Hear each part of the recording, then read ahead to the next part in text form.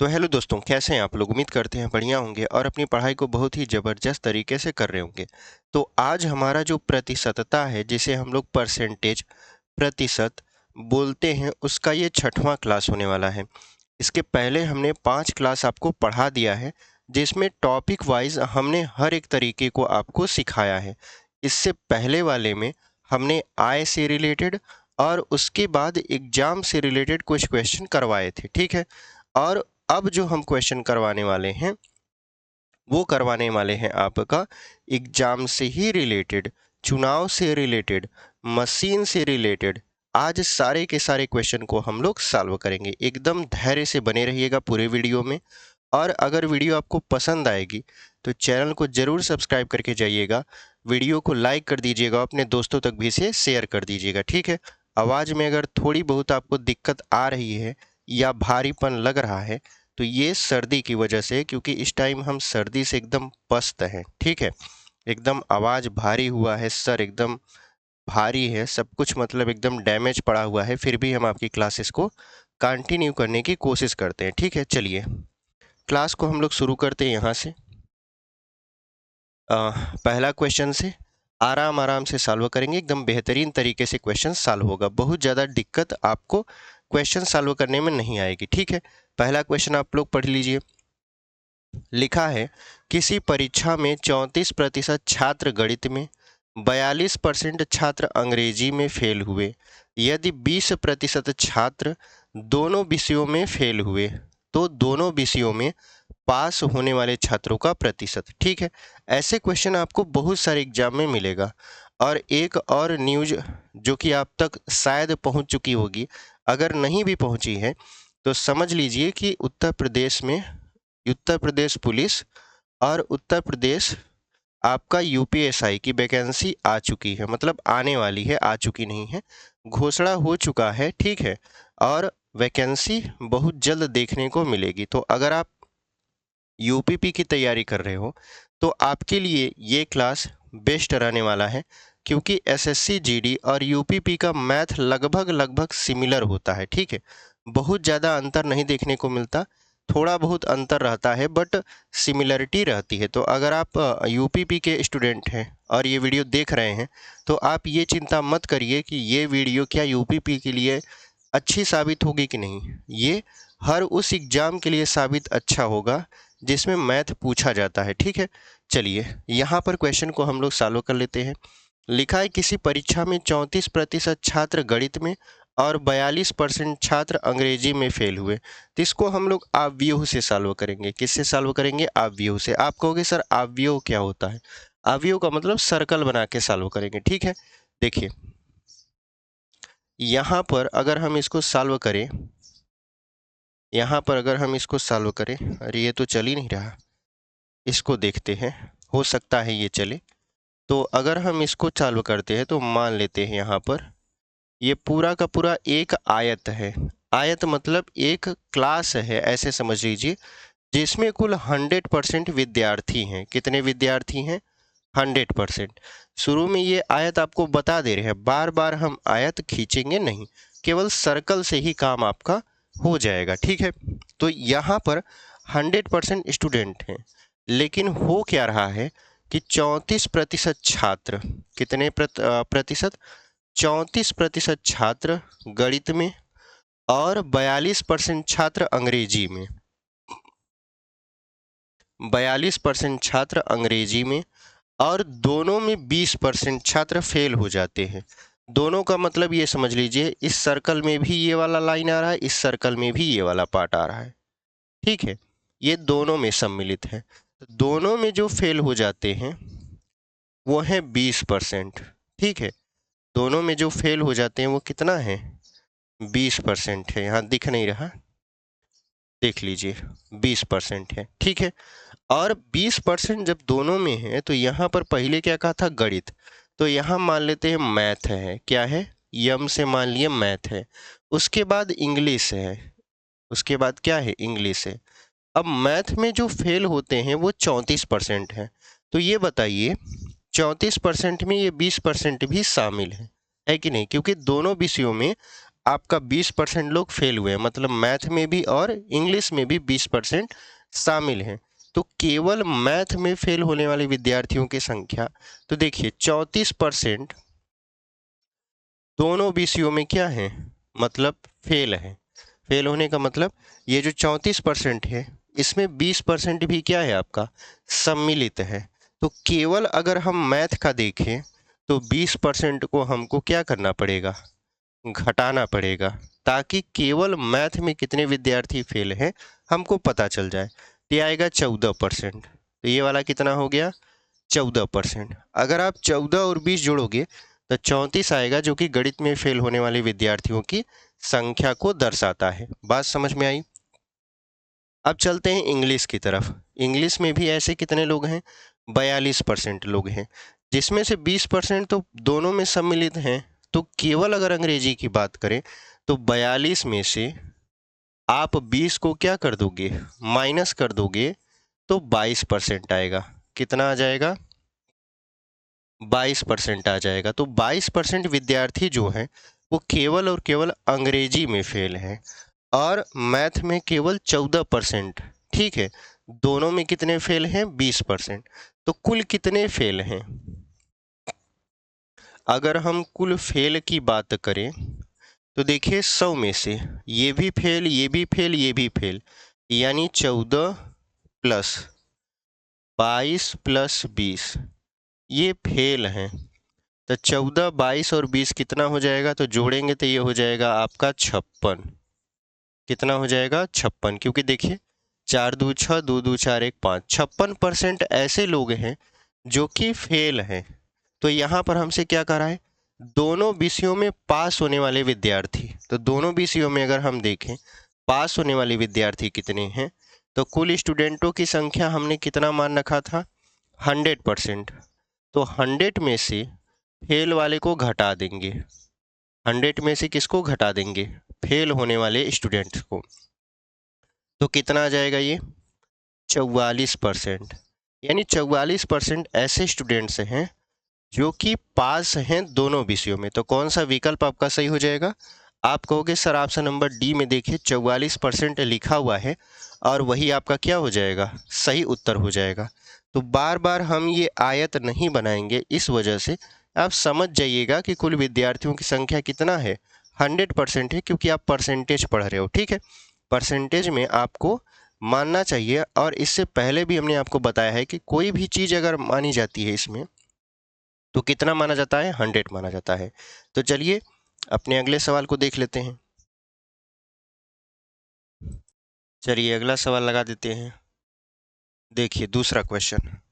अच्छा, पहला क्वेश्चन को जब हम लगा रहे थे तो हम गलती से अवयव बोल दिए थे। ठीक है, मतलब ये जो सवाल लगाए हैं उसको हमने शुरू में क्या बोला था, अवयव बोला था, कि ये अवयव विधि से लगा रहे हैं, लेकिन ऐसा नहीं है, वेन आरेख उसको बोलते हैं। ठीक है, थोड़ा सा हम यहाँ पर चीज़ों को क्लियर, मतलब अब सर्दी पकड़ा है तो चीज़ों को कैसे इतना जल्दी क्लियर कर पाएंगे, लेकिन हमको याद आ गया तो हम आपको बता दिए। ठीक है, यहाँ पर जो विधि हम लगाए हैं वेन आरेख विधि, वो कक्षा 11 में जब आप पढ़े होंगे तो वेन आरेख आपको मिला होगा। ठीक है, हालांकि इसका यूज हम यहाँ पर भी कर दिए।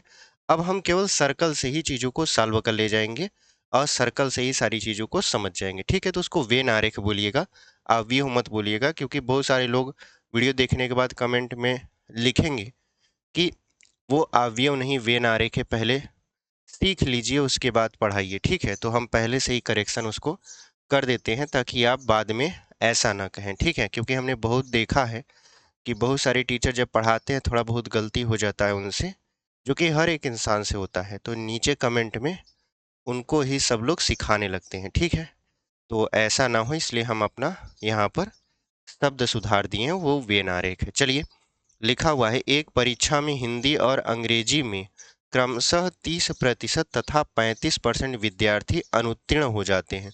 अनुत्तीर्ण का मतलब क्या होता है, फेल हो जाते हैं। ठीक है, और दोनों विषयों में 27% विद्यार्थी अनुत्तीर्ण हो जाते हैं, मतलब दोनों में फेल होने वाले 27% हैं। यदि दोनों विषयों में उत्तीर्ण होने वाले विद्यार्थियों की जो संख्या है 248 है, तो परीक्षा देने वाले कुल विद्यार्थी होंगे, यानी पास होने वाले विद्यार्थियों की जो संख्या है वो 248 है, तो कितने लोगों ने पेपर दिया था यानी परीक्षा दिया था। तो यहाँ पर अगर हम इस तरीके से सर्कल बनाएं, इस तरीके से देखिए, जिसमें दोनों दिया रहेगा इस तरीके से हम सर्कल बना देंगे, ठीक है।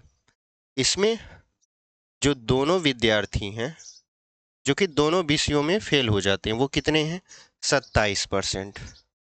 27% दोनों में फेल हो जाते हैं, ठीक है।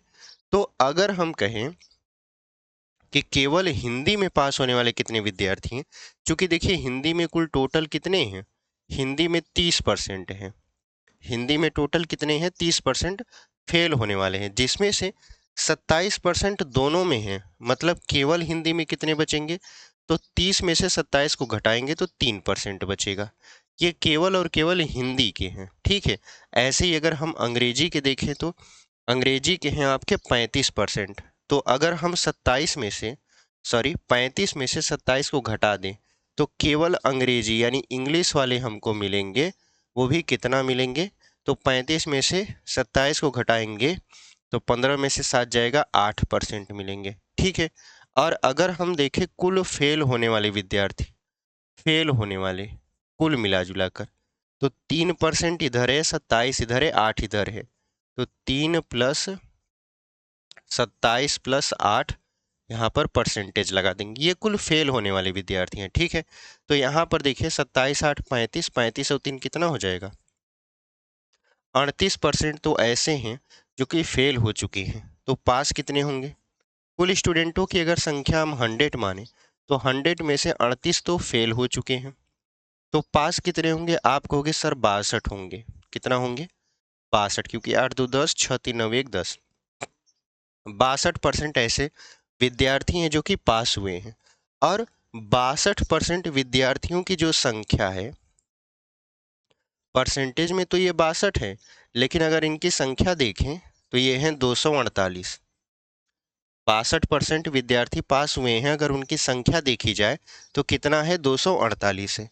तो अगर हम 1% की बात करें, क्यों, क्योंकि हमने कुल स्टूडेंटों की संख्या 100% मान के रखा है, तो सबसे पहले 1% का निकालेंगे तो हो जाएगा 248 बटा के 62। अगर इसको काट दें 4 से तो 62 चौका 248 हो जाएगा, यानी 1% की जो वैल्यू है वो 4 है। तो 100% की वैल्यू कितना हो जाएगा, 100% की जो वैल्यू होगा वो 4 गुणित 100 मतलब 400 हो जाएगा। कितना हो जाएगा आपका, 400 हो जाएगा, ठीक है। अब कुल विद्यार्थियों की जो संख्या है वो 400 है, तो यहाँ पर कौन सा ऑप्शन दिया हुआ है, दिया है 200, 425, 380, 370, इनमें से कोई नहीं, तो हमारा तो कोई भी ऑप्शन नहीं मैच कर रहा। इस वजह से जो इसका सही उत्तर होगा वो क्या हो जाएगा, इनमें से कोई नहीं, ठीक है। ऑप्शन नंबर डी को हम लोग टिक करेंगे और आगे बढ़ जाएंगे। चलिए अगले क्वेश्चन को देख लेते हैं यहाँ पर। चलिए ये वाला क्वेश्चन देख लेते हैं हम लोग। इस क्वेश्चन में क्या लिखा है, किसी परीक्षा में 60% विद्यार्थी अंग्रेजी में, 70% विद्यार्थी गणित में पास हुए, यदि 20% विद्यार्थी दोनों विषयों में फेल रहे मतलब अनुत्तीर्ण रहे, तथा 2500 विद्यार्थी दोनों विषयों में उत्तीर्ण रहे। 2500 ऐसे विद्यार्थी हैं जो दोनों में पास हैं, तो कुल विद्यार्थियों की संख्या बता दीजिए, मतलब कुल परीक्षार्थियों की संख्या। तो अगर हम ध्यान से देखें तो हमारा सर्कल तैयार है। सर्कल कैसे तैयार है, देखिए यहाँ पर इस तरीके का हमारा सर्कल बनता है, ये वाला दोनों में है, ठीक है। तो दोनों में कितने लोग फेल हैं, तो 20% विद्यार्थी दोनों विषयों में फेल हैं, ठीक है। अब अगर हम देखें 60% अंग्रेजी में पास हैं, इंग्लिश में कितने पास हैं, 60% पास हैं, ठीक है।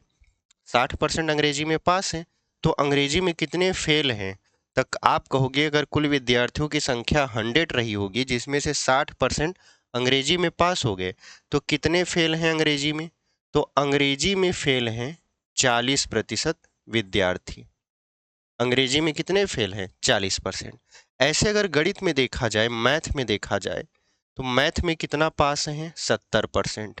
तो कितने फेल हैं? आप कहोगे 30%। मैथ में कितने फेल हैं? 30% फेल है। और हमको फेल का ही पहले काउंटिंग करना है, क्योंकि दोनों में फेल यहाँ पर दिया हुआ है। ठीक है, तो अगर हम देखें केवल अंग्रेजी में फेल होने वाले विद्यार्थियों की संख्या, तो 20 में से इस 20 को घटाएंगे तो कितना हो जाएगा? 20%। क्यों? क्योंकि अगर आप इस सर्कल को जोड़ोगे तो 20 इधर है और ऐसे सर्कल जा रहा है तो 20 यहाँ से मिल जा रहा है, 40 हो जा रहा है, मतलब 40 की ये क्या है? बराबर है। ऐसे यहाँ पर 30% है, जबकि 20% ये लेकर बैठ गया, तो केवल अंग्रेजी में केवल गणित में कितने लोग फेल होंगे? 10% लोग। अब कुल दोनों विषयों में कितने लोग फेल होंगे, यानी कुल फेल कितने होंगे?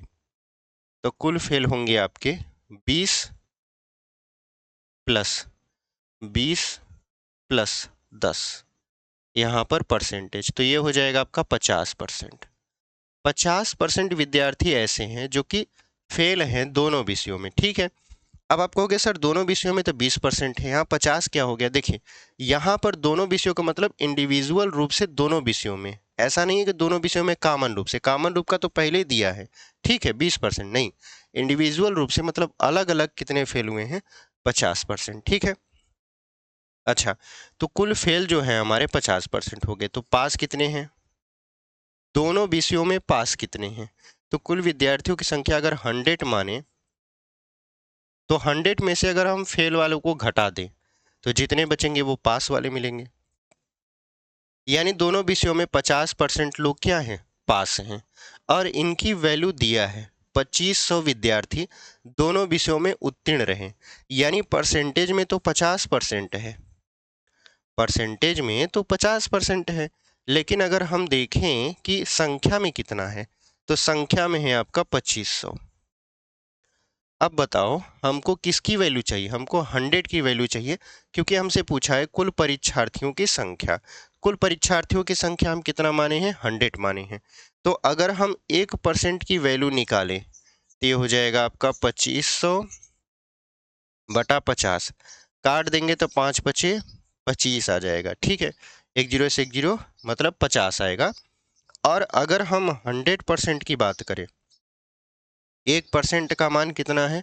50 है, तो 100% का मान कितना हो जाएगा? 50 गुणते 100 मतलब 5000। 5000 विद्यार्थियों ने पेपर दिया था, जिसमें से 2500 विद्यार्थी तो पास हो गए और वही 2500 विद्यार्थी फेल हो गए। तो कौन सा विकल्प आपका सही हो जाएगा? यहाँ पर ऑप्शन नंबर डी देखिए, 5000 लिखा हुआ है और वही आपका क्या हो जाएगा? सही उत्तर हो जाएगा। तो इस तरीके से हमने इस क्वेश्चन को भी सॉल्व कर लिया। चलिए अगला क्वेश्चन देख लेते हैं। हमारा अगला क्वेश्चन क्या है?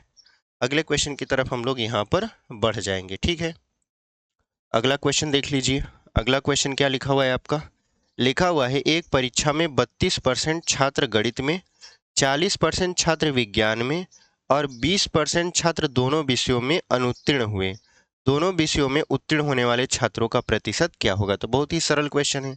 अगर हम यहाँ पर इस तरीके से बनाएं सर्कल, तो सबसे पहले दोनों में कितने लोग फेल हैं? 20%। 20% ऐसे हैं जो दोनों में फेल हैं। तो केवल और केवल अगर मैथ की बात करें तो मैथ में कुल कितने लोग हैं?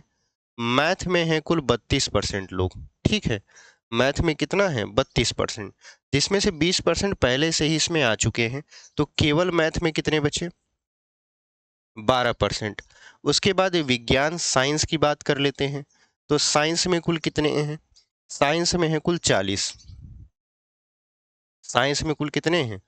40% है, जिसमें से यहाँ पर 20% छात्र आप पहले ही आ चुके हैं। तो केवल साइंस में कितने बचे? 20, यानी 40 में से इस 20 को घटा दिए। ठीक है, अब क्या करना है? अब कुल फेल की संख्या परसेंटेज में बताना है। कुल कितने लोग फेल हुए? तो 12 इधर है, 20 इधर है, 20 20 20 40, 40 और 10 50 2 52, यानी 52% ऐसे विद्यार्थी हैं जो कि फेल हो चुके हैं। ठीक है, तो पास कितने हैं? पास कितने हैं? तो आप कहोगे 100% कुल विद्यार्थी जी, जिसमें से 52% क्या हो चुके हैं? यहाँ पर फेल हो चुके हैं। तो बचा कितना? 48%। 48% ऐसे विद्यार्थी हैं जो कि मतलब यहाँ पर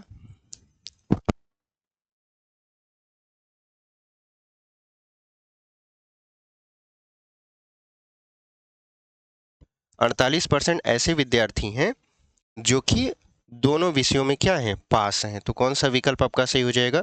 यहाँ पर देखिए ऑप्शन नंबर सी में लिखा हुआ है आपका 48%, और वही आपका क्या हो जाएगा, सही उत्तर हो जाएगा। ठीक है, तो 48% इज द राइट आंसर। उम्मीद करते हैं आपको ये जो सवाल हम बता रहे हैं बहुत ही आसान लग रहा होगा और बहुत ही आसान तरीके से आप इसे सॉल्व भी कर पा रहे होगे। अगर आपके पास किताब है या आप कहीं टेस्ट लगाते हो किसी किताब से या कहीं ऑनलाइन प्लेटफॉर्म पर, तो ऐसे सवालों को आप चुटकियों में हल कर ले जाओगे। ये जो हम चित्र बना बना के आपको समझा रहे हैं, ये आपको सिखा रहे हैं। ठीक है, एक बार आप सीख गए उसके बाद प्रैक्टिस करना, आराम से चीज़ों को आप सॉल्व कर ले जाओगे। ठीक है, तो कौन सा विकल्प आपका सही हो जाएगा? Option number C 48% is the right answer. चलिए अगले क्वेश्चन को हम लोग देख लेते हैं।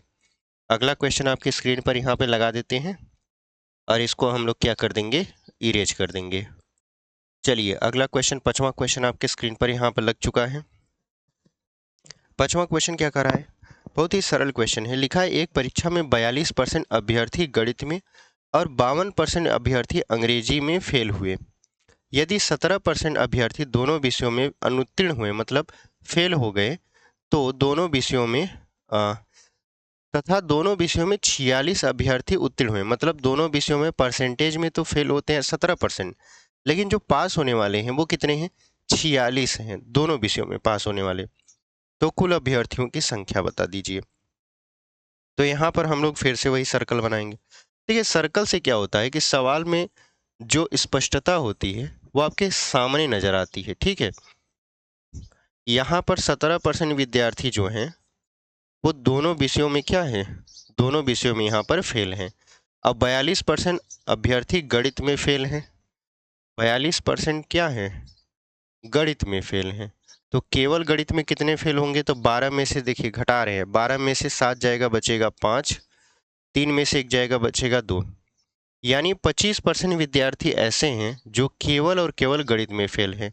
ऐसे ही अगर अंग्रेजी में देखा जाए तो इंग्लिश में कुल मिला जुलाकर 52% है। अंग्रेजी में कुल कितने विद्यार्थी फेल हुए हैं, 52%। लेकिन केवल अंग्रेजी में कितना फेल होंगे, क्योंकि ये देखिए 17 इसके भी साथ जुड़ा है, तो 12 में से 7 जाएगा बचेगा 5, 4 में से 1 जाएगा बचेगा 3, 35%। कितने परसेंट, 35%। ठीक है, अब क्या करना है, कुल फेल होने वाले विद्यार्थियों की संख्या, कुल फेल। ठीक है, कुल कितने परसेंट विद्यार्थी फेल हुए, तो यहाँ पर इसको जोड़ेंगे 25, इसको ऐसे लिख देते हैं 25 प्लस 17 प्लस 35, और यहाँ पर लगा देंगे परसेंटेज। ठीक है, थोड़ा सा रुक जाइए। तो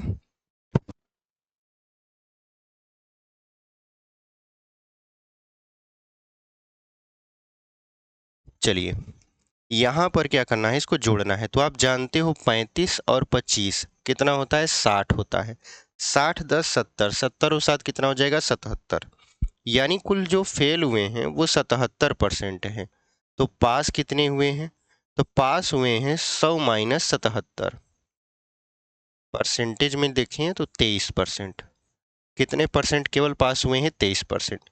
दोनों विषयों में पास हुए हैं, तो दोनों विषयों में 23% पास हुए हैं और संख्या में कितने हैं, 46 हैं। मतलब 23% की जो वैल्यू है वो 46 के क्या है, बराबर है। तो अगर हम देखें 1% की वैल्यू, तो ये हो जाएगा 46/23। आप जानते हो 23 दूना 46 होता है। तो 100% की वैल्यू कितना हो जाएगा, अगर 1% की वैल्यू 2 है तो 100% की वैल्यू कितना हो जाएगा, 2 गुणित 100 मतलब 200। यानी कुल विद्यार्थियों की जो संख्या है वो कितना है आपका, 200 विद्यार्थी हैं। तो कौन सा विकल्प आपका सही हो जाएगा, ऑप्शन नंबर बी देखिए 200 लिखा हुआ है और वही आपका क्या हो जाएगा, सही उत्तर हो जाएगा। तो इस तरीके से हमने इस क्वेश्चन को भी बहुत ही इजी वे में सॉल्व कर लिया। उम्मीद करते हैं आपको ये समझ में आया होगा। चलिए अगला क्वेश्चन आपके स्क्रीन पर हम लोग लगा देते हैं यहाँ पर। तो चलिए इस क्वेश्चन को देख लेते हैं। ये वाला क्वेश्चन क्या कर रहा है आपका, देखिए लिखा हुआ है एक शहर की जनसंख्या यहाँ पर 1764 ठीक है, और प्रतिवर्ष जनसंख्या में 5% की दर से वृद्धि होती है। मतलब एक शहर की जो जनसंख्या है अभी वो कितना है, तो इकाई, दहाई, सैकड़ा, हजार, 10,000, लाख, मतलब 1,76,400 है, और उसमें प्रतिवर्ष 5% की दर से बढ़ोतरी देखी जाती है। ठीक है, मतलब वृद्धि होती है। तदनुसार उस शहर की जनसंख्या 2 वर्षों बाद कितनी होगी। तो जनसंख्या से रिलेटेड जो क्वेश्चन होते हैं उसके लिए आप दो फार्मूले याद रखिएगा। ठीक है, हालांकि उसको हम पढ़ाने वाले थे चक्रवृद्धि ब्याज में, बट अभी हम आपको इसलिए बता रहे हैं क्योंकि अगर आप वो फार्मूला जान गए तो जनसंख्या से रिलेटेड जितने भी क्वेश्चन आएंगे आपके पेपर में आप बड़ा इजीली सॉल्व कर ले जाओगे। ठीक है, देखिए फार्मूला शायद आपको पहले से पता हो, अगर हम इसकी शुरुआत बताएं तो कक्षा 8 में इसकी शुरुआत हो चुकी है। a बराबर क्या होता है, p 1 प्लस आर बटा के 100 के पावर n।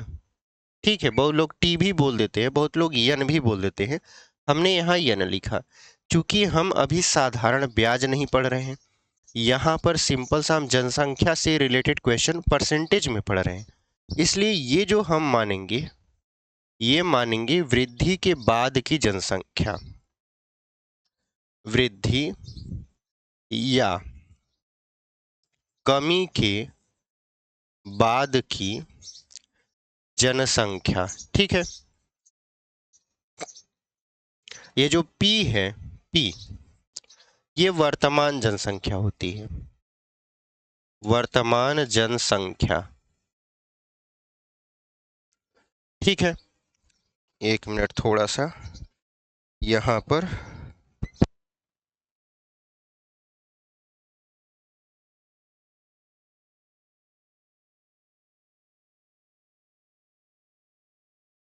का देखिए, अच्छा यहाँ पर हम लोग खांसी से एकदम परेशान हो चुके हैं, फिर भी चलिए यहाँ पे लिखा है P बराबर वर्तमान जनसंख्या। ठीक है, अब यहाँ पर जो R की वैल्यू है, अच्छा यहाँ देखिए प्लस माइनस दोनों होता है। ठीक है, यहाँ पर जो प्लस माइनस क्या होता है, दोनों, वृद्धि होने पर प्लस लगा देंगे, कमी होने पर माइनस। हम चाहते तो बिना इसकी मदद से भी क्वेश्चन को सॉल्व करवा देते, बट बहुत लोगों को समझ में आता, बहुत लोगों को न आता कि ये हो कैसे रहा है, इसलिए पहले हम बता देते हैं। हमने बहुत से लोगों को देखा है वो सवाल तो बता देंगे, कहेंगे विदाउट फार्मूला बताए हैं, बल्कि इनडायरेक्टली हम देखते हैं कि वो वही फार्मूला यूज कर रहे होते हैं, बस उसको बताते नहीं है कि देखिए यही फार्मूला हमने यूज किया है, जबकि लगाएंगे वही फार्मूला। ठीक है, इसलिए आप फार्मूला को पहले जानते रहिए। ठीक है, यहाँ पर देखिए आर का मान कितना होगा, ये देखिए ये वृद्धि अथवा कमी को दर्शाता है, वृद्धि अथवा किसको दर्शाता है, कमी को। कमी को एक चीज नाम और देते हैं जिसका नाम है अवमूल्यन। अगर मशीन वाला जो सवाल आता है अभी आएगा, अवमूल्यन बोलते हैं। कमी को एक और नाम से जानते हैं, किससे, अवमूल्यन से। मशीन वाले क्वेश्चन में, मशीन वाला जो प्रश्न होता है उसमें कमी नहीं देता, उसमें अवमूल्यन देता है। तो समझने के लिए हम यहाँ पर आपको लिख दिए। ठीक है, यन आप जानबे करते हो समय है, यन क्या है, समय है।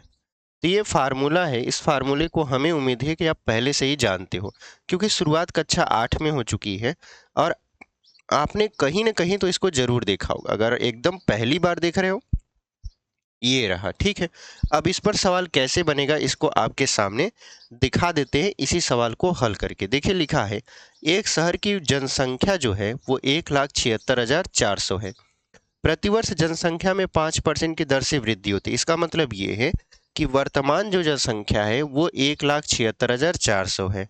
तो वर्तमान जनसंख्या मतलब P का मान, वर्तमान जनसंख्या मतलब किसका मान, P का मान। ठीक है, उसके बाद देखिए P यहाँ पर हो गया, कोष्टक लगा दिए, 1 प्लस, अब चूंकि वृद्धि हो रही है इसलिए हमने प्लस रखा है। ठीक है, अब यहाँ पर 5% की दर से वृद्धि होती है, तो R की वैल्यू कितना रखेंगे, 5, फिर बटा के 100। अब पावर कितना लगाना है, तो यहाँ पर देखिए उस शहर की जनसंख्या 2 वर्षों बाद, तो समय कितना दे दिया, 2 वर्ष। तो n की जगह पर क्या रख देंगे 2, और ये a का मान है। a मतलब वृद्धि या कमी के बाद की जनसंख्या, तो यहाँ पर तो वृद्धि हो रही है, तो यहाँ पर वृद्धि के बाद जनसंख्या, अब इसी को हल करना है। तो a बराबर क्या हो जाएगा यहाँ पर 5 एकम 5, 5 दूनी 10, यानी ये हो जाएगा 1/20। अब 20 एकम 20 अब ये कितना हो जाएगा 21 हो जाएगा, तो हो जाएगा आपका 1,76,400 गुणित 21/20 का स्क्वायर। ये 21 कहाँ से आया, 20 एकम 20 अब 21 हो गया, ठीक है। अब यहाँ पर 21 का स्क्वायर कर दीजिए, यहाँ पर हो जाएगा 1764 गुणित 21 गुणित 21, क्योंकि स्क्वायर का मतलब क्या होता है 2 बार गुणा होता है यहाँ पर।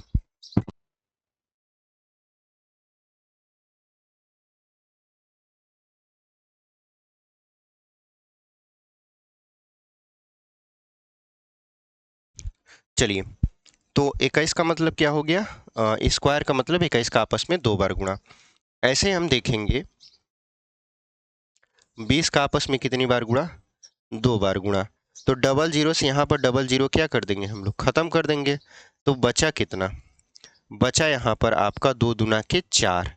तो 4 से अगर हम 1764 को काटें तो 4 चौक 16, 4 चौक 16, 4 एकम 4, मतलब कितना हो जाएगा आपका यहाँ पर 441। अब ये जो 441 है इसको लिख लेते हैं और गुणा लगा लेते हैं। यहाँ पर देखिए 21 2 बार है, तो 21 का जब हम लोग स्क्वायर करते हैं तो 441 ही आता है। अब 441 का 441 में गुणा करवा दीजिए। गुणा करवाने से अच्छा है आप विकल्प में देखिए, क्योंकि यहाँ पर इकाई का अंक देखिए 1 है, यहाँ पर भी इकाई का अंक है 1। तो 1 का अगर हम 1 में गुणा करवाएंगे तो इकाई का अंक कितना होगा, 1 ही होगा। मतलब जो भी आपका ऑप्शन सही होगा उसका इकाई का अंक 1 होगा। तो ऑप्शन देख लीजिए, ऑप्शन नंबर सी में देखिए इकाई का अंक 1 है और वही हमारा क्या हो जाएगा, सही उत्तर हो जाएगा, ठीक है। Option number C is the right answer. अगर आप गुणा करवा के चेक करना चाहते तो आप चेक कर लीजिएगा, जितना उसमें दिया है 1,94,481 वही आपका क्या हो जाएगा, सही उत्तर हो जाएगा। तो उम्मीद करते हैं आपको ये सवाल समझ में आया है, ये फार्मूला भी समझ में आया है। इसी फार्मूले पर जनसंख्या पर आधारित प्रश्न सॉल्व होते हैं और मशीन पर भी आधारित प्रश्न सॉल्व होते हैं, ठीक है। चलिए इसको हम लोग करते हैं इरेज, अगले क्वेश्चन को आपके स्क्रीन पर लगा देते हैं, ठीक है। चलिए अगला क्वेश्चन देख लेते हैं। अगला क्वेश्चन क्या लिखा हुआ है, किसी संपत्ति का मूल्य प्रतिवर्ष उसके प्रारंभिक वर्ष की तुलना में 10% कम हो जाता है। यदि संपत्ति की वर्तमान मूल्य 81,000 रुपया हो तो 2 वर्ष पहले उसका मूल्य कितना था। तो यहाँ पर अगर आप ध्यान से देखो तो मूल्य में कमी हो रही है, और जहाँ पर कमी शब्द आए, जो कमी शब्द आए और ऐसे लिखा रहे कि वर्तमान मूल्य इतना है, तो आप उसे ए मानिएगा। क्या मानिएगा, आप उसे ए मानिएगा। क्यों, क्योंकि ऐसे समझिए कि यहाँ पर उसकी वर्तमान कीमत 81,000 रुपया है। अब इसमें कमी हो रही थी, कमी हो रही थी मतलब ये कम होकर ना वर्तमान में बना होगा। जैसे मान लेते हैं कि एक पेन की कीमत 10 रुपया है, एक पेन की कीमत 10 रुपया है, लेकिन 5 दिन बाद उसी पेन की कीमत 3 रुपया हो जाती है। और हम आपसे कहें कि एक पेन की जो कीमत है वर्तमान में 3 रुपया है और वो 10% की दर से घट रही थी, तो बताइए 5 दिन पहले उसका कीमत कितना था। ठीक है, ऐसे कुछ करके हमने क्वेश्चन बना दिया। तो अगर हम ध्यान से देखें तो ये जो कीमत है ये ए का मान है, मतलब बढ़ी हुई कीमत जो बाद में आती है, ठीक है, और या घटी हुई कीमत। तो ये वाला जो मान होगा वो आपका क्या होगा, ए का मान होगा, ठीक है। अच्छा, ए का मान होगा तो ए बराबर अभी ने हमने आपको फार्मूला बताया था। अब देखिए यहाँ पर हास हो रहा है, हास का मतलब आप जानते हो कमी, तो यहाँ पर 1 माइनस आर बटा के 100 की पावर n लग जाएगा, ठीक है। तो ए का मान हमें पता चल गया कितना है, 81,000। इसकी वर्तमान कीमत पता नहीं कितनी रही होगी, हमें नहीं पता, ठीक है, उस टाइम पर, क्योंकि कहा था 2 वर्ष पहले उसका मूल्य कितना था। यहाँ पर 1 माइनस आर, आर का मान कितना है, आर का मान देखिए 10% की दर से ये कम हो रहा है, 10/100। बात है 2 वर्ष की, तो यहाँ पर 2 कर दिए। अब देखिए ये हो जाएगा आपका 81,000 बराबर पी, 10 एक कम 10 मतलब खत्म हो गया, 10 दहा में 100 होता है, तो बचा यहाँ 10, 10 एक कम 10 में से एक जाएगा, कितना बचेगा 9/10, और इसी का स्क्वायर कर देंगे, तो यहाँ पर हो जाएगा आपका 81,000 बराबर पी गुणित 9 का स्क्वायर 81, 10 का स्क्वायर 100। 81 से खत्म करेंगे तो 81 कम 81 मतलब 1000 बचेगा। जब 1000 बचा तो 1000 का 100 में गुणा करा देंगे, क्योंकि तिर्यक गुणा होगा पी को ज्ञात करने के लिए, तो 1,00,000 हो जाएगा। कितना हो जाएगा 1,00,000। इसका मतलब ये है कि उस वस्तु की 2 साल पहले जो कीमत थी संपत्ति की वो 1,00,000 रुपया था, लेकिन 10% की दर से गिरावट हुई, जिसकी वजह से उसकी जो कीमत है वो 2 साल बाद घटकर कितना हो गया 81,000 हो गया। ठीक है, तो कौन सा विकल्प आपका सही हो जाएगा, option number C is the right answer. Option number C को हम लोग टिक करेंगे और आगे बढ़ जाएंगे। ठीक है, चलिए अगला क्वेश्चन देख लेते हैं। यहाँ पर अगला क्वेश्चन आपके स्क्रीन पर यहाँ पर लगा देते हैं हम लोग, इसको कर देंगे इरेज। चलिए इस क्वेश्चन को देख लेते हैं। ये वाला क्वेश्चन क्या कर रहा है, एक गांव की जनसंख्या में प्रतिवर्ष 5% की वृद्धि होती है, यदि इसकी वर्तमान जनसंख्या 4,410 है तो 2 वर्ष पूर्व इसकी जनसंख्या क्या थी। ठीक है, तो यहाँ पर 2 वर्ष पूर्व पूछा रहा है, अभी वर्तमान दिया है, तो अब ये ए मानेंगे कि पी मानेंगे, तो देखिए इसको मानेंगे ए। क्या मानेंगे आप, ए मानेंगे। क्यों, जब भी पूर्व पूछे, जब भी पूर्व पूछे जो वर्तमान में दिया है वो ए बन जाता है, ये ध्यान दीजिएगा। तो ये है आपका कितना 4,410। ठीक है, अगर हम p की वैल्यू पता करें तो ये हमसे पूछ रहा है कि 2 वर्ष पूर्व इसकी जनसंख्या कितना थी। r की बात करें तो अब बढ़ोतरी हो रही है, मतलब 5% हर साल बढ़ रहा है। समय कितना है आपका 2 वर्ष है। तो आप जानते हो a बराबर फार्मूला p 1 + r/100 की पावर n।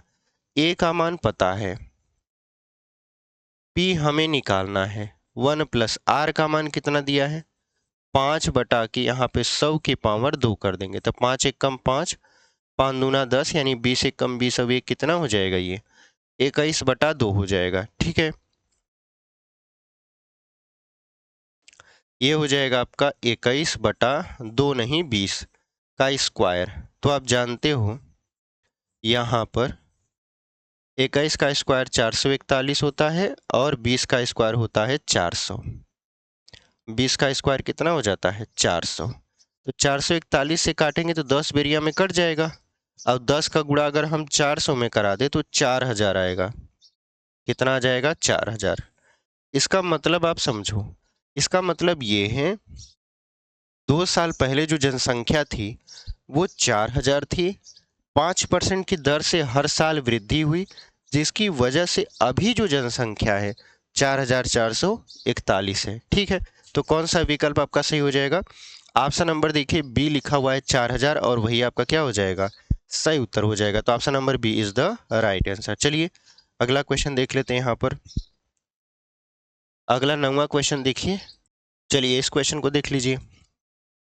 ये क्वेश्चन क्या कर रहा है आपका, एक फैक्ट्री में साइकिल का निर्माण 2 वर्ष में 40,000 से बढ़कर 48,400 हो गया, मतलब 40,000 से बढ़कर 48,400 हो गया। प्रतिवर्ष वृद्धि की दर क्या है, तो यहाँ पर देखिए दर पूछ रहा है, दर को हमेशा आर से दर्शाया जाता है और वो परसेंटेज में होता है, वो काहे में होता है परसेंटेज में होता है। ठीक है, तो यहाँ पर देखिए शुरू में जो था, शुरू मतलब पी का मान, शुरू में वो 40,000 साइकिल बनाते थे, लेकिन बाद में ये बढ़कर 48,400 कर दिए। कितने साल में, तो यहाँ पर 2 साल में, कितने साल में 2 साल में, यानी का मान 2 है। आर की वैल्यू आपसे क्या किया जा रहा है, पूछा जा रहा है कि भाई साहब परसेंटेज में वृद्धि हुई तो हुई कितने की, तो आप जानते हो फार्मूला आपके सामने लिखे थे, ए बराबर पी, चूंकि वृद्धि हो रही है तो प्लस में लिखेंगे, आर बटा के 100 के पावर एन। ए का मान कितना है? 4000, सॉरी 48,400, बराबर पी का मान कितना है? 40,000। 1 प्लस आर बटा के 100, पावर कितना है? 2 है। इतना बात समझ में आया? ये हम बार बार एकदम एक एक टॉपिक इसलिए लिख रहे हैं ताकि आप समझो। एक बार अगर आप समझ गए तो ये सारा चीज़ नहीं लिखोगे, प्रैक्टिस करोगे, और प्रैक्टिस में इतना छोटा छोटा आप सवालों को कर दोगे कि सवाल चंद सेकंडों में आपका सॉल्व होने लगेगा। ठीक है, ये आप सीख रहे हो ऐसा मान के पढ़ो। देखिए, डबल जीरो से यहाँ पर डबल जीरो खत्म हो गया। अगर इसको 4 से काटेंगे तो 4 दूना 4 एक कम 4, 4 दूनी 8, 4 एक कम 4, और इसको 4 से काटेंगे तो 100 हो जाएगा। यहाँ 1 प्लस आर बटा के 100 की पावर 2 है। ठीक है, अब देखिए जो 100 है ये गुणा में, इधर आएगा भाग में हो जाएगा, तो 121 बटा 100 हो जाएगा। यहाँ 1 प्लस आर बटा के 100 की पावर 2 है। देखिए यहाँ पर 2 मतलब ये स्क्वायर है, और स्क्वायर जब इस तरफ आता है तो वर्गमूल बन जाता है। क्या बन जाता है आपका? वर्गमूल बन जाता है। तो 121 बटा 100 ये वर्गमूल हो गया। इधर बचा 1 प्लस आर बटा के 100। 121 का वर्गमूल 11, 100 का 10 होता है, प्लस एक इस तरफ लाएंगे माइनस 1 हो जाएगा, आर बटा के 100। 10 एक कम 10, 11 में से 10 जाएगा, 1 बटा 10 बचेगा। यहाँ आर बटा के 100 है, एक जीरो से जीरो खत्म, तो आर का मान कितना हो जाएगा? 10%। आर का मान कितना हो गया? 10% हो गया। यानी जो वृद्धि हुई साइकिल के निर्माण में वो 10% थी पर ईयर। ठीक है, तो कौन सा विकल्प आपका सही हो जाएगा? ऑप्शन नंबर देखिए, बी लिखा हुआ है 10%, और वही आपका क्या हो जाएगा? सही उत्तर हो जाएगा। तो चलिए अगला क्वेश्चन देख लेते हैं। आपका अगला क्वेश्चन क्या कह रहा है यहाँ पर? 10वां क्वेश्चन देख लीजिए। तो 10वां क्वेश्चन क्या लिखा हुआ है? किसी कस्बे की जनसंख्या में पहले वर्ष 5% की वृद्धि हुई, दूसरे वर्ष 5% की कमी हुई। यदि दूसरे वर्ष के अंत में इसकी जनसंख्या 7,980 हो तो पहले वर्ष के प्रारंभ में जनसंख्या कितनी थी? तो यहाँ पर देखिए, ये जो दूसरे वर्ष के अंत में जनसंख्या, ये ए का मान दिया है। क्या दिया है? ए का मान। तो यहाँ पर अब हम लोग अभ्यस्त हो चुके हैं फार्मूला से, तो बार बार हम फार्मूला नहीं लिखेंगे, डायरेक्ट अब हम मान रखेंगे। ठीक है, और हम उम्मीद करेंगे कि आप जितना हम समझाए हैं उतना समझे होंगे। अब हम डायरेक्ट मान रखने जा रहे हैं, उसमें आप हमारा हेल्प करिएगा। ठीक है, चलिए ए का मान कितना हमने कहा? जनसंख्या बढ़कर हो गई है 7,980, तो यहाँ पे लिख देंगे 7,980। वर्तमान जनसंख्या कितनी थी? पता नहीं। अब एक कस्बे की जनसंख्या में पहले वर्ष 5% की वृद्धि हुई, तो वृद्धि का मतलब क्या होता है? आर का मान प्लस में। ये पहले वर्ष का था, तो यहाँ पर आप एक लिख भी सकते हो, नहीं भी लिख सकते हो, तो समझ में आ जाएगा कि हो सकता है यहाँ पर एक लिखा हो। दूसरे वर्ष की जनसंख्या 5% कम हो गई, तो अब कम हो रही है तो माइनस कर देंगे। क्या कर देंगे? माइनस 5 बटा के 100। अब हमको इसी p की वैल्यू पता करनी है। अब हमको इसी p की वैल्यू क्या करनी है? पता करनी है। तो यहाँ पर 5 एक कम 5, 5 दूना 10, फिर 5 एक कम 5, 5 दूना 10, तो 20 एक कम 20 अब एक कितना हो जाएगा? 21 हो जाएगा। तो ये हो जाएगा आपका 7980 ना। हाँ, 7980 तो है। ये हो जाएगा p, 20 एक कम 20 अब एक, 21 बटा के 20 गुड़े 20 एक कम 20 में से एक जाएगा 19 बटा के 20। अगर 19 से काटें तो 19 चौक 76 होता है। 19 से कम में अगर हम 19 से काटें, 19 से कम 19, 19 चौक 76, 19 दूना 38, 420 आ गया।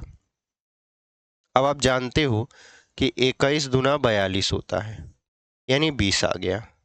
इधर कितना है? p बटा 20, 20 का गुणा 4000, सॉरी 400, 20 का 20 में गुणा कराएंगे कितना हो जाएगा? 400, 400 का 20 में गुणा करा देंगे 8000 आ जाएगा। कितना आ जाएगा 8,000। मतलब प्रारंभ में जो जनसंख्या थी वो कितनी थी 8,000 थी। ठीक है, तो कौन सा विकल्प आपका सही हो जाएगा? ऑप्शन नंबर डी देखिए 8,000 लिखा हुआ है और वही आपका क्या हो जाएगा? सही उत्तर हो जाएगा। तो चलिए ऑप्शन नंबर डी को टिक करते हैं और आगे बढ़ जाते हैं। अगला क्वेश्चन आपके स्क्रीन पर, इसको हम लोग इरेज करेंगे। देखिए ये वाला क्वेश्चन, ये क्या लिखा हुआ है? मशीन वाला क्वेश्चन आ गया। हमने कहा था ना मशीन वाले भी में क्वेश्चन पूछता है। ठीक है, लिखा है एक मशीन के मूल्य में 12.5% की वार्षिक कमी हो रही है। कमी मतलब अवमूल्यन। यदि 3 वर्षों बाद उसका जो मूल्य है वो कितना हो जाएगा? 68,600 रुपया हो जाएगा। तो आरंभ में उसका मूल्य क्या था? तो हमने आपको बताया अगर कमी पूछे मतलब कमी दिया रहे और आपका यहाँ पर कमी हो रहा है, तो जो इसका वर्तमान कीमत है, जैसे इसमें क्या कहा है 3 वर्ष बाद इसकी कीमत, तो ये ए का मान होता है। किसका मान होता है? ए का। और आरंभ में उसका मूल्य कितना था? तो वो पी का मान पूछा जा रहा है। ठीक है, तो चलिए हम लोग इसको लगाते हैं। तो यहाँ पर हम जानते हैं ए बराबर क्या होता है? P1 प्लस आर बटा के 100 के पावर n। चूंकि यहाँ पर कमी हो रही है 12.5% की, तो ये जो प्लस का चिन्ह है इसको हटा के क्या कर देंगे? माइनस का लगा देंगे। ठीक है, चलिए यहाँ पर हम लोग लिखेंगे ए का मान 68,600। कितना रखेंगे? 68,600। और पी की वैल्यू तो हमसे पूछे जा रहा है 1 माइनस आर का मतलब कितना?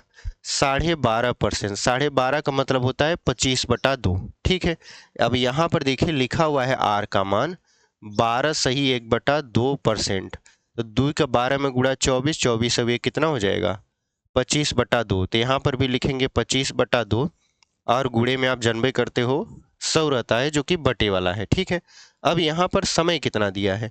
तो समय दिया है आपका यहाँ पर 3 वर्ष। कितना दिया है? 3 वर्ष। तो अब इसको हम लोग सॉल्व करेंगे।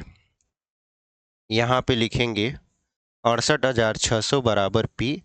अब 25 चौका 100, तो 4 दूनी 8, 8 एकम 8, 8 में से एक जाएगा 7/8 के पावर 3।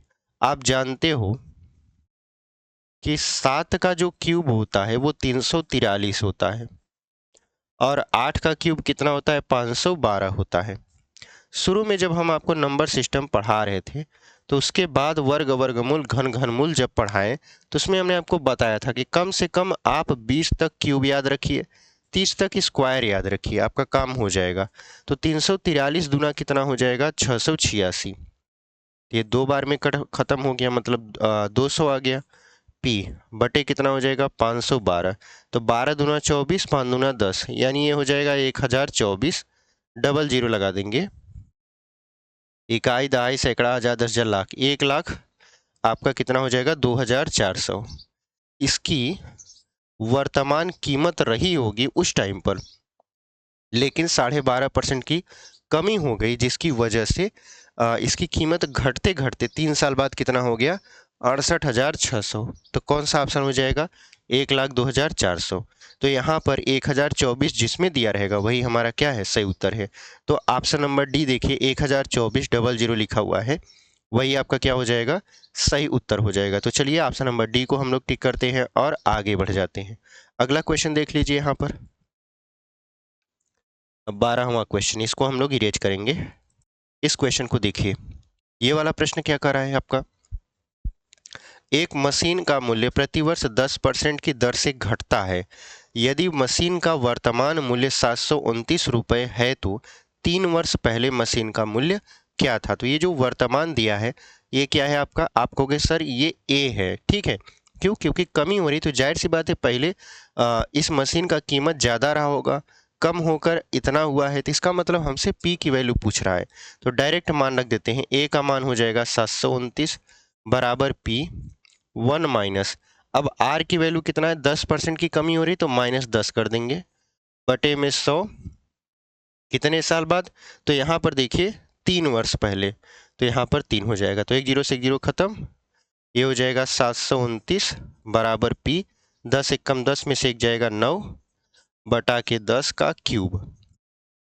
तो ये हो जाएगा 729 बराबर P, 9 9 81, 81 9 कितना हो जाएगा 729, और 10 दहा में 100 दहा में 1000, 729 से 729 खत्म हो जाएगा।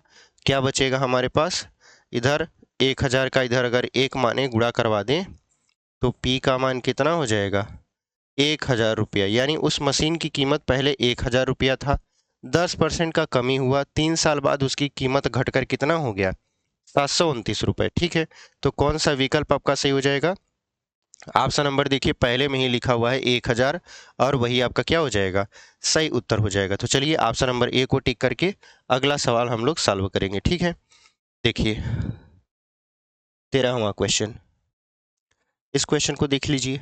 लिखा है एक चुनाव में 2 उम्मीदवार थे, एक उम्मीदवार 30% मत लेकर 16,000 मतों से हार गया, कुल कितने मत पड़े। तो देखिए चुनाव जब होता है तो उसमें एक या एक से दो या दो से अधिक प्रत्याशी होते हैं, लेकिन मेन जो लड़ाई होती है वो दो ही कैंडिडेट के बीच होती है। ठीक है, और उसमें हार जीत होता है, जो जीत जाता है वो मतों से आगे निकल जाता है, और जो हार जाता है वो मतों से क्या होता है पीछे रह जाता है। ठीक है, यानी मतों का यहाँ पर अंतर चलता है। जैसे अगर आप 30 वोट से ज़्यादा जीते, मतलब आप 30 वोट ज़्यादा प्राप्त किए, हारने वाला 30 वोट आपसे कम प्राप्त किया, जिसकी वजह से वो हार गया और आप जीत गए।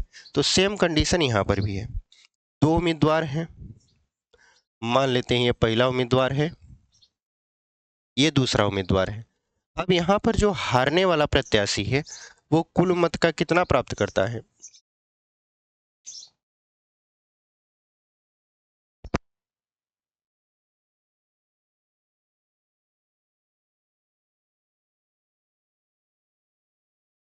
जो हारने वाला प्रत्याशी है आपका वो कुल मत का कितना प्राप्त करता है 30% प्राप्त करता है।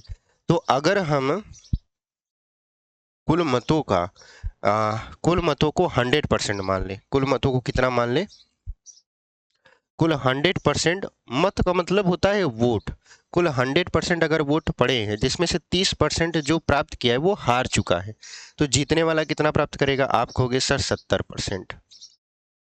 कैसे, 100 में से 30 को घटा देंगे कितना बचेगा 70। लेकिन कह रहा है कि वो जो हारा है वो 16,000 मतों से हार गया। इसका मतलब क्या है, इसका मतलब ये है कि इनमें जो अंतर है वो कितने परसेंटेज का है, आप कहोगे सर 40% का। कैसे, ये जो 30% पाया है वो 40% से पीछे रह गया, और जो ये 70% पाया है ये 40% क्या हो गया आगे रह गया। मतलब इनमें मतों का जो अंतर है वो कितने का है 40% का है परसेंटेज में। लेकिन अगर संख्या में देखा जाए तो यही मतों का अंतर संख्या में कितना है 16,000 है, क्योंकि वो 16,000 मतों से हारा है। ठीक है, तो 100% का मान हमको निकालना है, तो सबसे पहले 1% का निकालेंगे, तो ये हो जाएगा आपका 16,000 बटे 40, तो 4 चौक 16, मतलब ये हो जाएगा 400। ठीक है, और अगर हम 100% की बात करें तो कितना हो जाएगा 400 गुणित 100, मतलब ये हो जाएगा आपका 40,000। 40,000 मत क्या थे पड़े थे। ठीक है, तो कौन सा विकल्प आपका सही हो जाएगा, ऑप्शन नंबर डी देखिए 40,000 लिखा हुआ है, वही आपका क्या हो जाएगा सही उत्तर हो जाएगा। ठीक है, तो 40,000 इज द राइट आंसर। ठीक है, तो ऑप्शन नंबर डी को टिक करेंगे और आगे बढ़ जाएंगे। अगला क्वेश्चन देख लीजिए, 14वां क्वेश्चन। ठीक है, 13वां हो गया ना, 14वां। चलिए इस क्वेश्चन को देख लेते हैं, जल्दी जल्दी से क्वेश्चन को सॉल्व करेंगे, क्योंकि चुनाव वाले जो प्रश्न होते हैं वो सरल होते हैं। ठीक है, अगर आप ध्यान से समझो तो, और आप रिलेट भी कर पाओगे कि ये क्वेश्चन वाकई में सरल होते हैं। ठीक है,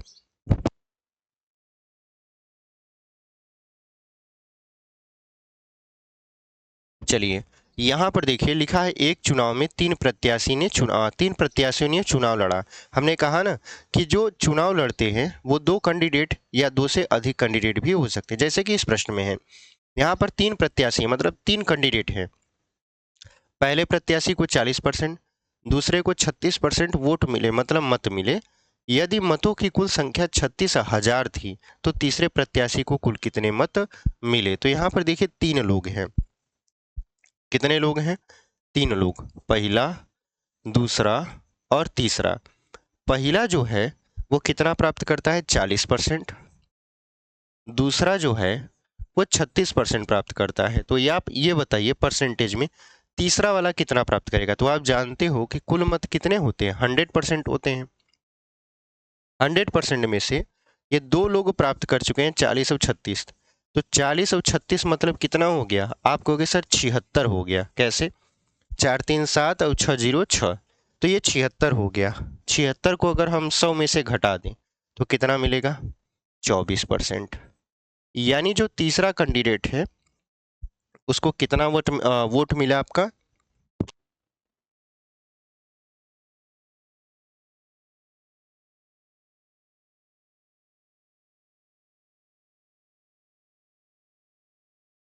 उसको 24% क्या मिला, वोट मिला। ठीक है, 40 36 जोड़ के 100 में से घटा दिए तो 24% आया। अब कुल मतों की संख्या कितना है, करा यदि कुल 36,000 मत मिले, मतलब वोट पड़े, तो तीसरे प्रत्याशी को कुल कितने मत पड़े। तो 36,000 में 36,000 का तीसरा वाला कितना प्राप्त किया है, 24%। जो 36,000 का कितना निकाल लेंगे, 24% निकाल लेंगे। तो 24 बटा क्या हो जाएगा, 100। परसेंटेज का मतलब क्या होता है, बटा में 100 होता है। तो यहाँ पर डबल जीरो खत्म हो गया। अब यहाँ पर ध्यान दीजिए कि अब आपको 36 का गुणा 24 में कराना है। तो गुणा करवा दीजिए। यहाँ पर 6 चौक 24 मतलब 144 हो जाएगा। 36 दूना 72, ये हो जाएगा 4 6 8, और ये जो जीरो है लगा दीजिए। मतलब जो तीसरा उम्मीदवार है उसको कुल कितने वोट पड़े, 8,640, यानी 8640 मत तीसरे वाले कैंडिडेट को मिला है। ठीक है, यहाँ पे बहुत ही सरल क्वेश्चन था। आप कहोगे सर 24 कहाँ से आया, फिर से आपको बता दें कुल मत कितने थे, 100% थे। पहला वाला 40 प्राप्त कर लिया, दूसरा वाला 36, दोनों को मिला दिए तो कितने प्राप्त किए, इन दोनों को अगर हम जोड़ दिए तो ये प्राप्त किए 76%। दोनों मिलाकर कितने हो गए, 76। तो तीसरा वाला कितना होगा, तो 100 में से 76 को घटा दिए तो कितना मिला, 24 मिला। तो कौन सा विकल्प आपका सही हो जाएगा, आपको सर ऑप्शन नंबर बी देखिए, 8,640 लिखा हुआ है और वही आपका क्या हो जाएगा, सही उत्तर हो जाएगा। तो इस तरीके से आप इस क्वेश्चन को भी सॉल्व कर लिया। ऑप्शन नंबर बी को हम लोग टिक करेंगे और अगले क्वेश्चन की तरफ बढ़ जाएंगे। ठीक है, अगला क्वेश्चन देख लीजिए। यहाँ पर 15वां क्वेश्चन देख लीजिए। तो क्या लिखा हुआ है, दो उम्मीदवारों के बीच एक चुनाव में एक उम्मीदवार को कुल वैध मतों का 55% मत मिले। यदि कुल मत 15,200 हों तथा 15% मत अवैध घोषित कर दिए गए हों तो दूसरे उम्मीदवार को कितने वैध मत मिले। तो आप ये समझिए कि जब वोटिंग होती है तो कुछ लोग ऐसे होते हैं जो ऐसे ही चिन्हान लगा देते हैं, मतलब कुछ भी वहां पर करके चले आते हैं, वो वोट ही काउंट नहीं होता। जब काउंटिंग होती है तो उनको इनवैलिड बता दिया जाता है, मतलब अवैध बता दिया जाता है। तो ऐसे मतों को निकाल दिया जाता है। जब निकाल देंगे कुल मतों में से अवैध जितने भी मत थे उसको निकाल देंगे तो जो बचता है वो वैध बचता है, यानी मतलब काम के बचता है, काम के लिए बचता है। तो वही कह रहा है कि अगर हम देखें दो कैंडिडेट हमारे पास हैं, हमारे पास कितने कैंडिडेट हैं, दो कैंडिडेट हैं, और कुल जो वोट पड़ा है वो 15,200 वोट पड़ा है। लेकिन दुर्भाग्यवश इसमें से 15% मत काउंट ही नहीं हुए, मतलब अवैध घोषित कर दिए गए। तो आप बताइए 15,200 का हम लोग पहले कितना निकाल लें, 15%, यानी ऐसे वोट जो काउंट ही नहीं हुए। तो ऐसे वोटों का क्या मतलब, तो उसको निकाल देते हैं बाहर। तो डबल जीरो काट दिए, 15 दूना 30, 15 पचे 75 और 3 कितना हो जाएगा 78, 15 कम 15 7 कितना हो जाएगा आपका 22, यानी 2280 वोट ऐसे हैं जो कि नहीं गिने गए।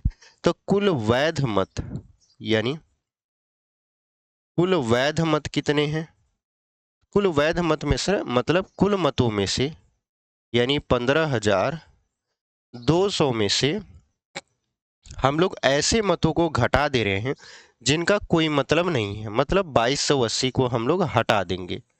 तो यहाँ पर मिलेगा 20, 11 में से 2 जाएगा बचेगा 9, 2, यानी ये हो गया आपका 12,920।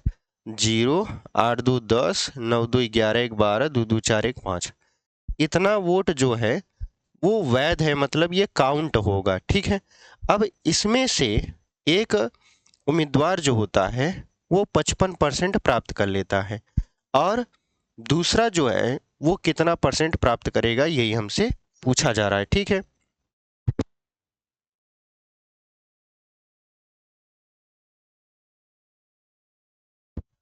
तो अगर हम ध्यान से देखें तो जो पहला वाला है, अगर हम मान लें कुल वैध मत 100% है, तो पहले वाले ने कितना प्राप्त किया, 55%।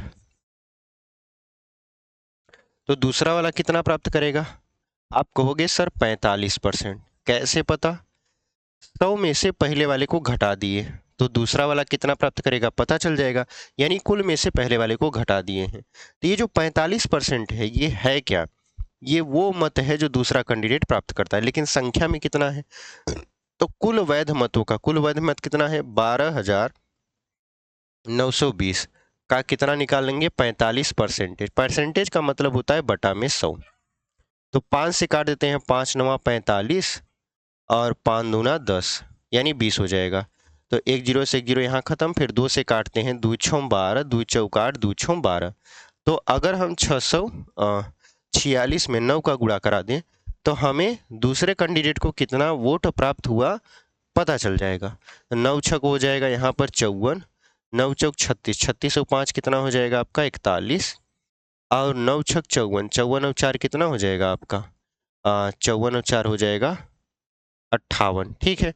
तो कुल कितना वोट दूसरे वाले कैंडिडेट को मिला, 5,814 वोट। कौन सा विकल्प आपका सही हो जाएगा, ऑप्शन नंबर डी देखिए, 5,814 लिखा हुआ है, वही आपका क्या हो जाएगा, सही उत्तर हो जाएगा। तो उम्मीद करते हैं आपको ये सवाल समझ में आया है, ठीक है।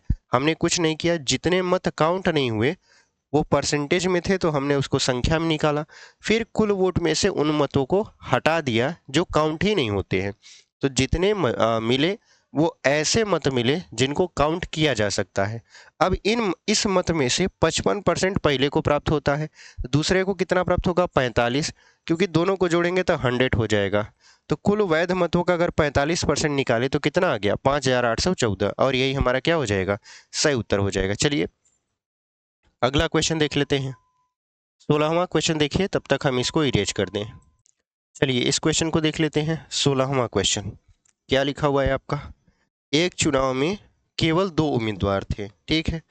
उनमें से एक उम्मीदवार को 40% मत मिले और वह एक अन्य उम्मीदवार से 298 मतों से हार गया। तदनुसार डाले गए कुल मतों की संख्या कितनी थी। तो यहाँ पर देखिए केवल और केवल 2 कैंडिडेट हैं, पहला और दूसरा।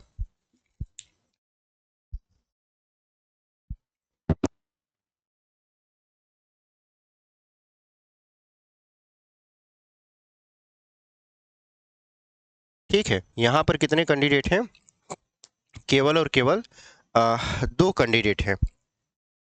इसमें एक उम्मीदवार को 40% मत प्राप्त होता है और एक अन्य उम्मीदवार से ये 298 मतों से हार गया। मतलब मान लेते हैं कि अगर दूसरा हारा तो पहला वाला जीता होगा। अब ये जो हारा है ये 298 मतों से हारा, इसका मतलब क्या समझते हो आप, इसका मतलब ये है कि जो जीतने वाला कैंडिडेट था वो 298 मत हारने वाले से ज़्यादा प्राप्त किया, तभी तो आपका ये हारा। इसका मतलब ये है कि जो मतों का अंतर है, यानी वोटों का जो डिफरेंस है वो कितने का है, 298 का है, ठीक है।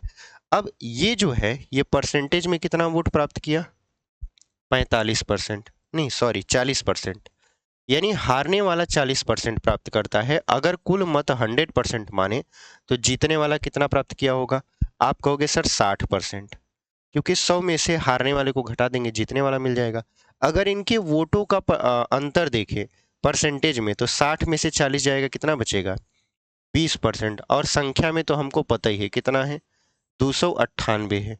अगर हम बात करें 1% की, 1% की बात करें तो 298 बटा 20 हो जाएगा। और अगर हम बात करें 100% की तो ये हो जाएगा 298 बटा 20 गुणित 100, तो आप जानते हो कि यहाँ पर 20 एक कम 20, 20 पंचे 100, तब 5 हो जाएगा 40, 5 45, 45 और 4 हो जाएगा 49, 5 दूना 10, 4 14।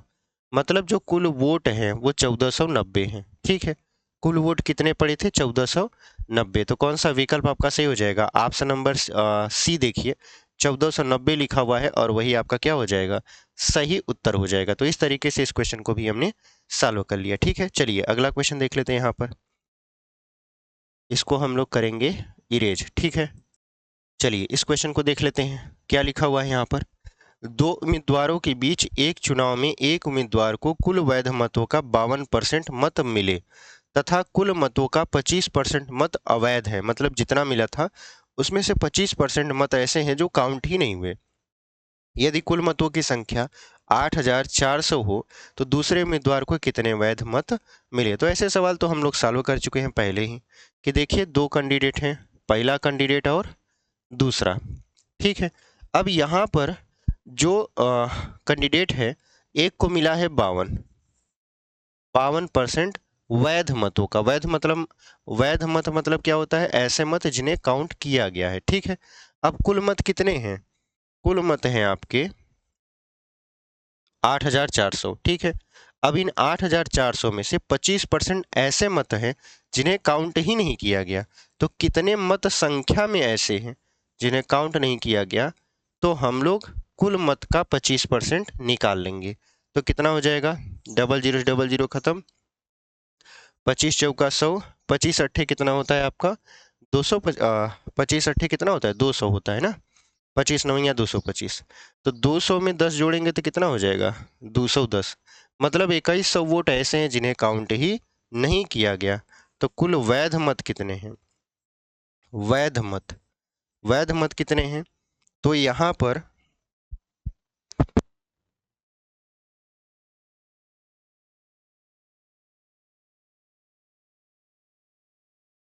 कुल वैध मत जो है हमारे, कुल मत में से जितने मत काउंट ही नहीं हुए उसको घटा देंगे। ठीक है,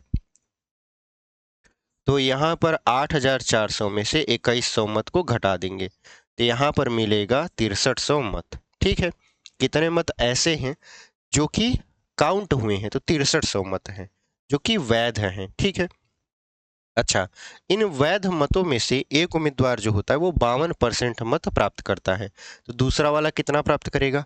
अगर कुल मतों की संख्या को 100% मान लें, कुल मतों से मतलब वैध मत से, कुल मत का मतलब ये नहीं है कि हम 8400 को 100% मान रहे हैं, हम मान रहे हैं 100% ऐसे मत जो काउंट हुए हैं।